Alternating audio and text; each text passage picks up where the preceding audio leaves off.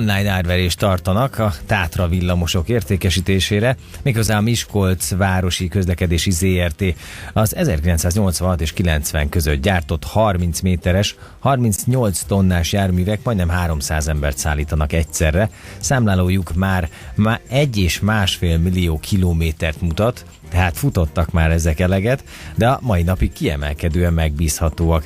Erről az árverésről kérdezem Kocsis Csabát, az Intergavel aukciószervező Kft. Ügyvezető igazgatóját. Jó napot kívánok! Jó napot kívánok, üdvözlöm! Hogy kell elképzelni egy ilyen árverést? Mondjuk én, Török Dániel műsorvezető, vehetek egy villamost? Gondoltam, hogy ezzel járnék munkába. Igen, hát hogyha vesz hozzá villamos színeket is, semmi akadálya, és lefekteti azon az úton, ahol szeretné közlekedni.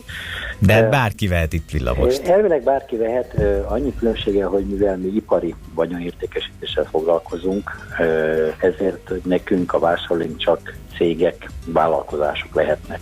Ők regisztrálhatnak, magánszemélyek nem. Az rendben van. Igen, mert jellemző azért, hogy a magánszemélyek nem nagyon szoktak vásárolni villamost, inkább valamilyen költségvetési terv. Így van, de mondjuk egy kis vállalkozáson van, akkor már vehetnék is. Semmi akadálya, vagy egyéni vállalkozó, őstermelő ilyennel már jogosultságot szerez arra, hogy regisztráljon az oldalunkon, és ha regisztrál, mi ellenőrizzük azért általában regisztráláskor a fizetőképességet, és utána licitálhat. És ha kifizeti a vételárat, akkor ön lesz a boldog tulajdonosa a villamosnak. Tehát azért kérdeztem ezt, nem csak puszta ökörségből, mert hogy van fantázia benne tényleg, tehát nem csak közlekedési céllal lehet megvásárolni egy ilyen villamost, ezek nagyon szép, régi, klasszikus, veterán darabok, amik nagyon jól mutatnak, és olvasom itt, hogy vannak, akik felfigyelnek rá, például a vendéglátóiparban, vagy egy gyerekjátszóházban rendezik be egy ilyen érdekes látványelemként, vagy játszóhelyként. Igen, pontosan mi is, mikor megkaptuk a megbízást, és elgondolkodtunk azon, hogy milyen célcsoportot próbáljunk egyáltalán megszólítani, mint potenciális vásárló. Itt 2 irányba indultunk el. Az egyik volt logikusan a külföldi nagyvárosok, általában Kelet-Európa inkább, ahol még futnak ezek a szerelvények. Ezek Csehország, Lengyelország, Szlovákia, Bulgária, Bosznia.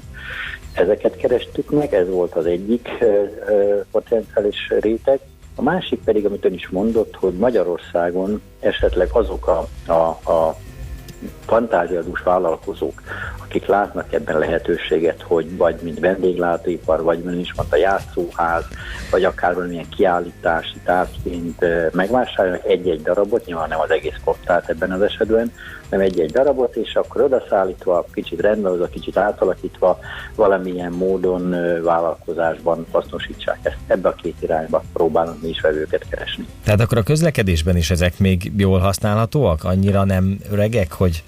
Nem, mert ahogy ön is mondta, hogy átlagos életkoruk 25 és 30 év között van, és a futás teljesítménye ez 1,5 millió kilométer, ami a villamosok esetében azért ez egy középkornak számít. Talán még ön is emlékszik rá, hogy közel 10 éve Budapest is vásárolt, használt hannoveri villamosokat, 28 éves hogy nem emlékeznék, igen. Vásároltak, amik a mai napig jelenleg is futnak Budapesten, ez a sötétebb narancssárga színnel. Vagyis tulajdonképpen ez a 25-30 éves pont ugyanez az életkor kategória. Ott a kilométert nem tudom mennyit futottak, de végülis a miskolci közlekedési vállalat, ők állítják, hogy ez a villamosok átlagfutás teljesítményében, az átlag életkorban ez egy középkornak számít, ez a 1,5 millió kilométer. Szóval ezért mi úgy gondoljuk, hogy egy kisebb esztétikai felújítással, ami nagyságrendileg ez a vételárral megegyezik majd, gond nélkül forgalomban állítható. Ami még lényeges információ, hogy egy új szerelvénynek az ára körülbelül a 5-600 millió forint környékén van. Most ehhez képest mondjuk egy 20 000 eurós villamos, az mondjuk 6 millió forint, ha jól nézem, ez durván ez 1%-a az új villamos árának. Éppen ezt akartam kérdezni, tehát akkor 20 000 euróért meg lehet venni egy ilyen villamost? Igen.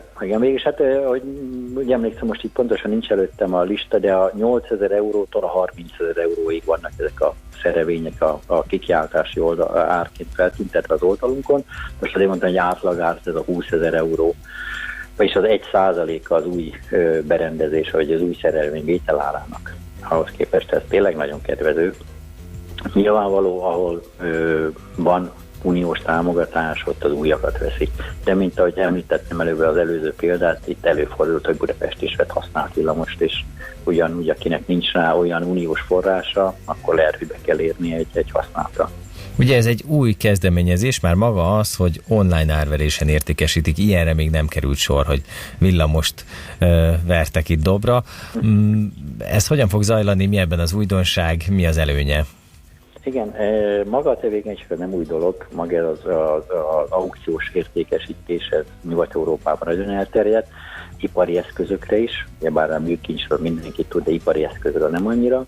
Magyarországon mi ezt 12 éve kezdtük, általában multinacionális cégeknek a felesleges termelőeszközeit vagy gyárát, ha bezárják, onnan értékesítjük. Villamos, az igaz, ez nekünk is unikum, ez egy újdonság, de végül is ezt is ugyanúgy szeretné a megbízó eladni a lehető legmagasabb áron. Előnye az, hogy online révén a világról bárhonnan elérhető, ez a felület, nem kell eljönni a helyszínre, ott ülni, licitálni, hanem tulajdonképpen bárhol megnézi, és ha érdekes, és eljön, megtekinti, de a maga a licitálást az interneten keresztül sokkal kényelmesebben lehet, mint egy élő aukció. Tény viszont, hogy elveszett az a hangulat, ami az élő aukciókon meg volt azért régebben, mikor sok ember együtt van egy helyen, és több száz ember licitál, azért az más egy kicsit. Hát igen, az atmoszféra. Azok utánázhatatlanok.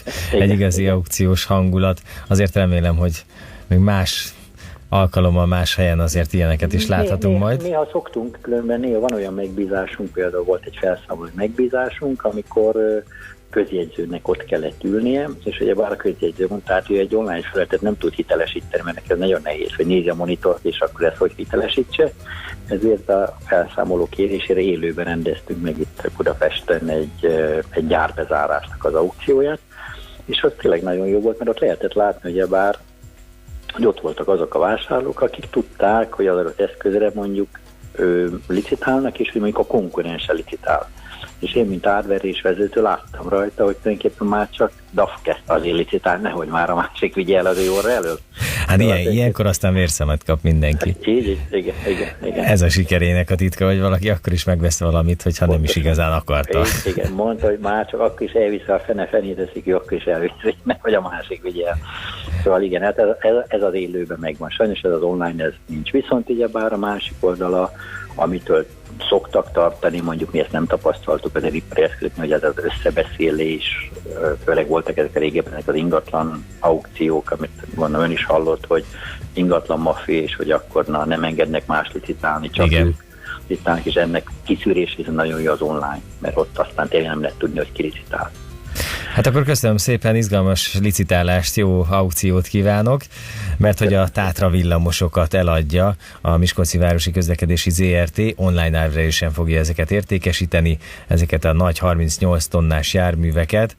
Reméljük, hogy lesz rá vevő. Kocsis Csabával, az Intergavel aukciószervező Kft. Ügyvezető igazgatójával beszélgettem. Köszönöm szépen, hogy itt volt. Köszönöm a beszélgetést, viszonthallásra. És amivel